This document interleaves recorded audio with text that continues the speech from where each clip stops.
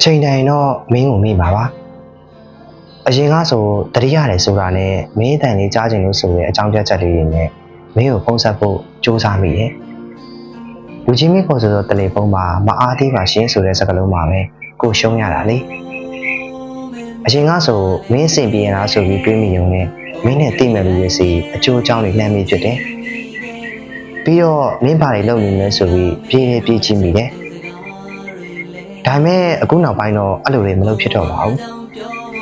မင်းကိုလွမ်းတဲ့အခါတချင်းလေးတစ်ခုနားထောင်ပြီးမျက်ရည်တွေကျရုံပါပဲမင်းနဲ့တွေ့ကျင်တဲ့အခါမင်းနဲ့အတူရှိခဲ့ဘူးပါလားဆိုတော့အတိတ်ကိုပဲပြန်အမှတ်ရမိရုံပါပဲမင်းတန်လေးကြားကျင်တဲ့အခါအနောက်ရှက်ဖြစ်ပါလိမ့်မယ်ဆိုပြီးခုတ်ကိုထိန်းလိုက်ရုံပါပဲအချိန်တိုင်းတော့မင်းကိုမေ့ပါပါဂျေးကို